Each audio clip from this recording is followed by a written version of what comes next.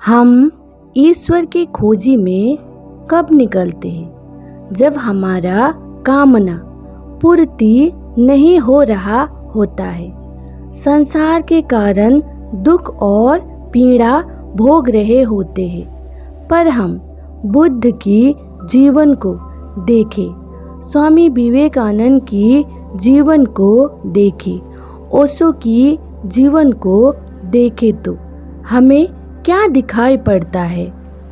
क्या वे सब भी संसार की कामना पूर्ति न होने से सत्य के खोज में निकले हैं? जैसे कि हम बुद्ध को देखते हैं तो उनके अंदर सत्य के लिए कितना गहरी प्यास थी। वे बचपन से ही प्रेम भाव के थे और कितना जिज्ञासु प्रवृत्ति के थे।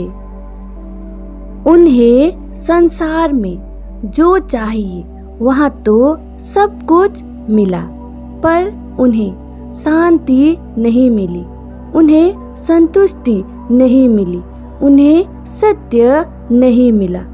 वे सत्य जानने के लिए हर प्रयास करते। उन्होंने सब कुछ त्याग दिया, धन दौलत, ऐशो आराम, पत्नी, पुत्र, सब त्याग दिया। बहुत सारे गुरुओं के पास रहे और गुरु ने जो जो उनसे कहा उन्होंने वहाँ सब दिल से स्वीकार करते गए। कोई छल नहीं, कोई कपट नहीं। उनको बहुत कुछ अनुभव होने के बाद भी उनको सत्य नहीं मिला था, उनको संतुष्टि नहीं हुई थी। उनके अंदर अभी भी प्रश्न था, उनके अंदर अब भी जिज्ञासा थी।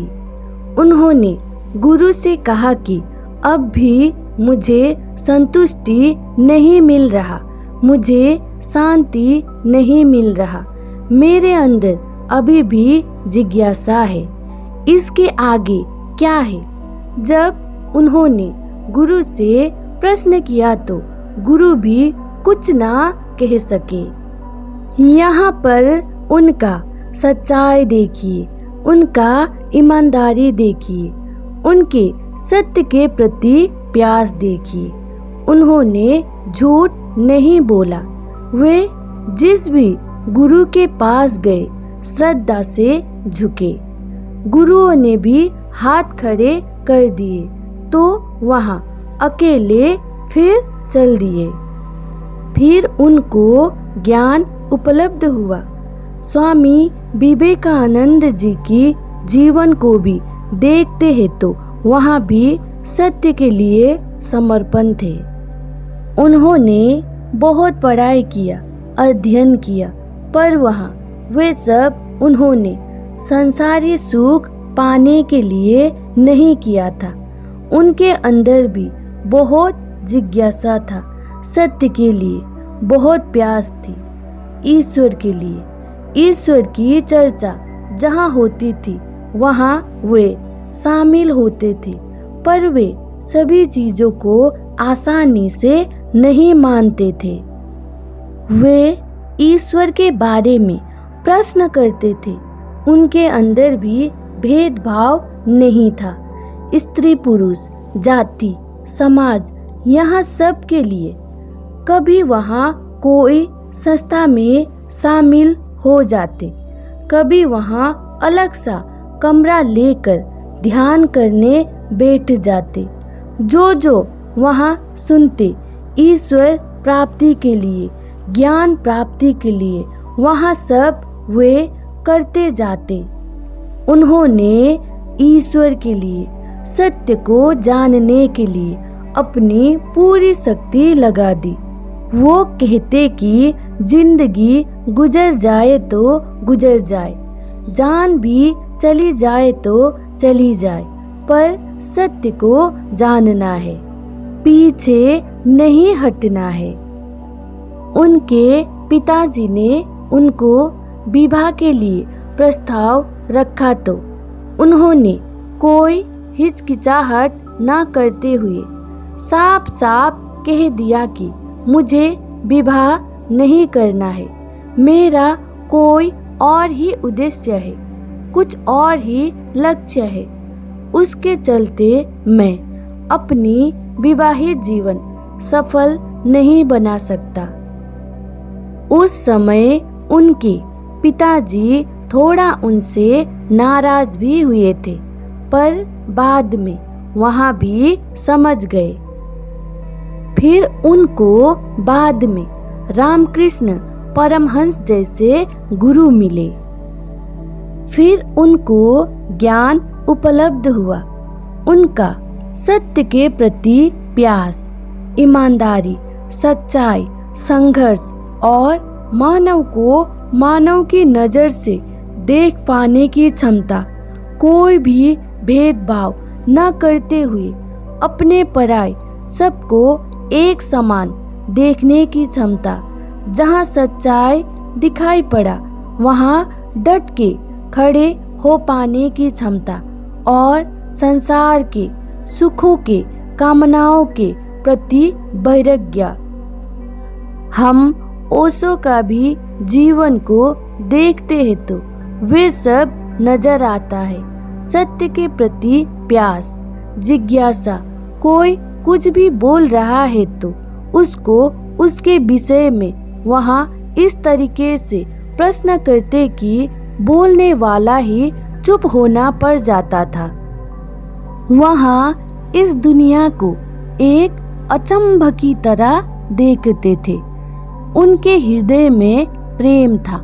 वे भी भेदभाव नहीं करते थे। स्त्री पुरुष, जाति, समाज, देश, सबको ही एक ही नज़र से देखते थे। कोई ऊंचा नहीं, कोई नीचा नहीं। वे मनुष्य को मनुष्य की तरह ही देखते थे, मनुष्य को मनुष्य की तरह ही व्यवहार करते थे। उन्होंने सत्य जानने के लिए हर प्रयास किया। वे कम उम्र में साधु संतों के साथ पूरा देश भ्रमण करने निकल गए, सत्य की प्यास के कारण। और हम अपने जीवन देखें, हमें संसार की कामनाओं के कारण बहुत दुख, पीड़ा मिल रहा होता है, तब फिर हम ईश्वर की खोज में निकल पड़ते हैं। हमें सुख चाहिए, आनंद चाहिए, शांति चाहिए, इसलिए हम सत्य को, ईश्वर को ढूंढते हैं। हम महापुरुषों को देखते हैं तो वहाँ अपना सुख, सुविधा, शांति, आनंद सब दांव पर लगाकर सत्य को ढूंढने निकले थे। पर हम संसार की ही कामना पूर्ति के लिए ईश्वर को खोजने निकलते हैं। जब तक कोई एक समय हम संसार के प्रति वैराग्य नहीं होते, तब तक ज्ञान उपलब्ध नहीं होगा।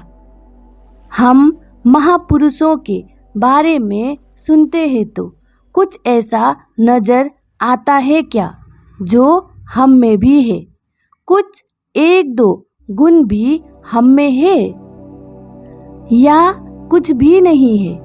या ऐसे ही हम सत्य के नाम पर, ईश्वर के नाम पर खुद को ही धोखा दे रहे हैं? संसार की सुख में आपका अभी भी रस है तो आपका अभी भी बहुत समय बाकी है।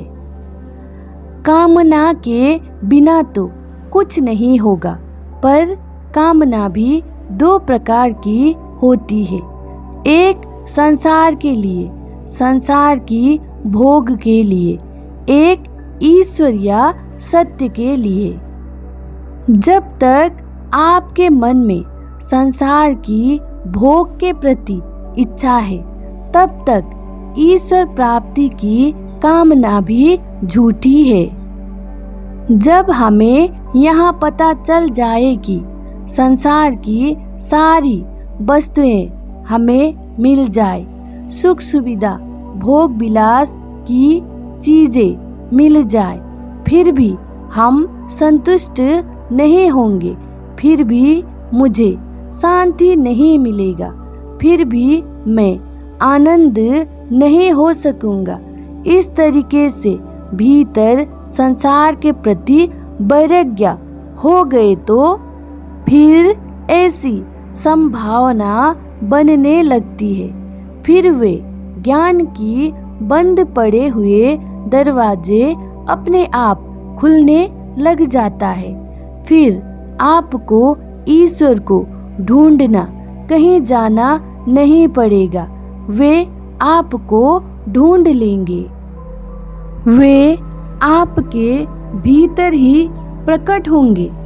पहले खुद को उस तरीके से तैयार करना पड़ता है, वे तो भीतर ही विराजमान है। फिर वहाँ अपने ज्ञान से, आनंद से लोटपोट कर देंगे। फिर आप खुद को भी भूल जाएंगे, आप खुद मिट जाएंगे, बस वही रह जाएंगे। पहले खुद को उस काबिल बनाइए, खुद को धोखा मत दीजिए। संसार में रस है तो संसार को ही अच्छी तरह से जी लीजिए।